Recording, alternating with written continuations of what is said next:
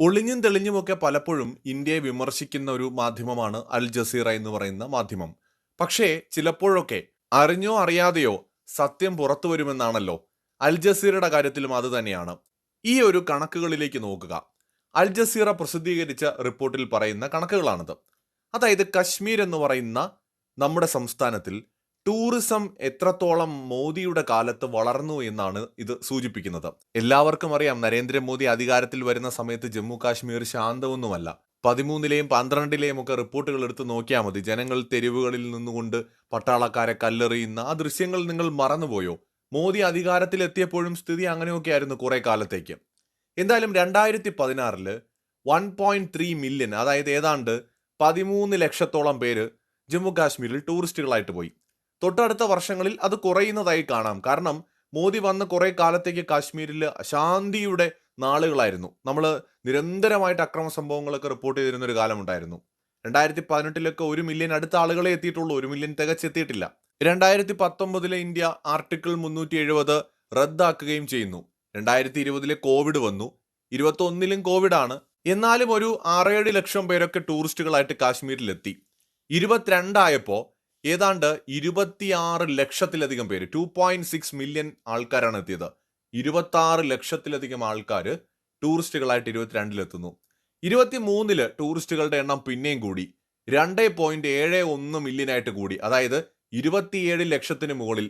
24 അതായത് കഴിഞ്ഞ വർഷം 35 ലക്ഷം ടൂറിസ്റ്റുകൾ ജമ്മു കാശ്മീരിലേക്ക് പോയിരിക്കുകയാണ്. കണക്കുകൾ നോക്കുക. ഇത് ഏതെങ്കിലും ഒരു ഇന്ത്യൻ മാധ്യമത്തിന്റെ റിപ്പോർട്ടാണെങ്കിൽ ഉടനെ കുറെ പേര് പറയും തള്ളാണ്, മാധ്യമങ്ങൾ ഗോദി മീഡിയ എന്നോ അങ്ങനെയൊക്കെ പല പേരുകളാണല്ലോ. പല രീതിയിൽ അതിനെ വളച്ചൊടിക്കും. അൽ ജസീറ പറഞ്ഞാൽ മാത്രം വിശ്വസിക്കാൻ കഴിയുന്നവരും നമ്മുടെ നാട്ടിലുണ്ട്. അപ്പം അതുകൊണ്ടാണ് ഞാൻ അത് തന്നെ എടുത്ത് റിപ്പോർട്ട് ഇവിടെ വെച്ചത്. അൽ ജസീറയുടെ കണക്കുകളിലാണ് ഇത് കാണുന്നത്. 35 ലക്ഷം പേര് 2024 അവിടെ ടൂറിസ്റ്റുകളായിട്ടെത്തി. ഈ 35 ലക്ഷം പേര് അവിടെ റൂം എടുത്ത് താമസിച്ചവരായിരിക്കും. ഇത്രയും മനുഷ്യർ അവിടെ നിന്ന് 1, 2, 5, 10 ദിവസം താമസിച്ചെങ്കിൽ അത്രയും ദിവസം ഭക്ഷണം കഴിച്ചിട്ടുണ്ടാവും. ഇവരവിടുത്തെ വാഹനങ്ങളിൽ സഞ്ചരിച്ചിട്ടുണ്ടാവും, കുതിരകളിൽ സവാരി ചെയ്തിട്ടുണ്ടാവും, ബോട്ടുകളിൽ കയറിയിട്ടുണ്ടാവും, അവിടുത്തെ ടൂറിസ്റ്റ് കേന്ദ്രങ്ങളിൽ ടിക്കറ്റ് എടുത്ത് സന്ദർശിച്ചിട്ടുണ്ടാവും, അവിടെ നിന്ന് പല സാധനങ്ങൾ വാങ്ങിയിട്ടുണ്ടാവും. ഇതിലൂടെ ആ നാട്ടിലെ മനുഷ്യർക്ക് വലിയ വരുമാനം കഴിഞ്ഞ വർഷം ഉണ്ടായിട്ടുണ്ടാകും.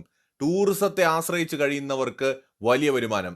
ഈ ജമ്മു കാശ്മീരിന്റെ GDP-യിൽ ഏതാണ്ട് 10% ടൂറിസത്തിൽ നിന്നുള്ള വരുമാനമാണ്. അത് കഴിഞ്ഞ വർഷങ്ങളിൽ വലിയ രീതിയിൽ വർദ്ധിക്കുകയും ചെയ്തിട്ടുണ്ട്. ഈ 2025 സത്യത്തിൽ നമ്മുടെയൊക്കെ നാട്ടിൽ നിന്ന് പരിചയത്തിലുള്ള ഒരുപാട് ആൾക്കാർ കശ്മീരിലേക്ക് പോവാണ്. 8 ദിവസം 10 ദിവസത്തെ ട്രിപ്പായിട്ട് പോവാണ്. ഒരു പുതിയ കാഴ്ചയായിരുന്നു അത്. മലയാളികൾ പോലും ധൈര്യത്തോടെ പോകുന്നു. മറ്റത് വല്ലപ്പോഴുമൊക്കെ റിസ്ക് എടുത്ത് ട്രാവൽ ചെയ്യുന്ന ചെറുപ്പക്കാർ ബൈക്കിലും മറ്റുമൊക്കെ പോകുന്നതായിട്ട് നമ്മൾ കണ്ടിട്ടുണ്ടെങ്കിൽ ഇന്ന് കുടുംബസമേതം സധൈര്യം ആളുകൾ കാശ്മീരിലേക്ക് പോകുന്നു. ആ രീതിയിൽ അവിടെ സമാധാനം ഉണ്ടായിരുന്നു. അപ്പോൾ നരേന്ദ്രമോദി വന്നതിന് ശേഷം കാശ്മീർ നശിക്കുകയല്ല ചെയ്തത്, നന്നാവുകയാണ് ചെയ്തത്. അവിടെ വികസിക്കുകയാണ് ചെയ്തത്. ആളുകൾക്ക് കോൺഫിഡൻസ് വന്നു, നാടിൽ സുരക്ഷ വർദ്ധിച്ചു. അപ്പൊ അത് തകർക്കുക എന്നതായിരുന്നു തീവ്രവാദികളുടെ യഥാർത്ഥ ലക്ഷ്യമെന്ന് വ്യക്തമാവുകയാണ്. അതായത് അതുകൊണ്ടാണ് അവർ ടൂറിസ്റ്റുകളെ ടാർഗറ്റ് ചെയ്തത്. ടൂറിസ്റ്റുകൾ അവിടേക്ക് വരരുത്, ഭയപ്പെടണം. ടൂറിസ്റ്റുകൾ ഭയപ്പെടണം, അവരങ്ങോട്ട് വരാൻ പാടില്ല. അപ്പൊ അവരെ ടാർഗറ്റ് ചെയ്ത് കഴിഞ്ഞാലേ അവർ ഭയക്കുള്ളൂ. അങ്ങനെ ടൂറിസ്റ്റുകൾ വരാതായി കഴിഞ്ഞാൽ അവിടെ ആർക്കും ജോലി ഉണ്ടാവില്ല, വരുമാനം ഉണ്ടാവില്ല. അങ്ങനെ പട്ടിണിയും പരിവട്ടവുമായിട്ട് ആളുകൾ ഇരുന്നാലേ 100, 200, 500, 1000 ഒക്കെ കൊടുത്ത് അവരെ തീവ്രവാദത്തിലേക്ക് ആകർഷിക്കാൻ പറ്റൂ. ഈ പറയുന്ന പട്ടാളക്കാർക്കെതിരെ സമരത്തിന് മുന്നിൽ നിർത്താൻ പറ്റൂ, അവർക്കെതിരെ ആക്രമണം നടത്താൻ പറ്റൂ, കല്ലെറിയിക്കാൻ പറ്റൂ. മറിച്ച് വരുമാനമുള്ള, ജീവിക്കാൻ നിലവാരമുള്ള ആളുകളെ അതിന് കിട്ടില്ല. ഈ ഒരു വരുമാനം ഇല്ലാതാക്കുക. അതുകൊണ്ടാണ് ഇപ്പോ ടൂറിസ്റ്റുകളെ ടാർഗറ്റ് ചെയ്തുകൊണ്ട് തന്നെ ഒരു ആക്രമണം അവിടെ നടന്നത്.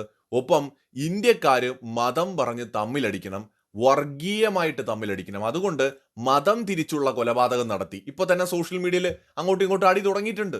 അപ്പൊ ഇത് ഉണ്ടാക്കുക എന്നതും ഈ ഒരു ആക്രമണം നടത്തിയവരുടെ അജണ്ടയായിരുന്നു.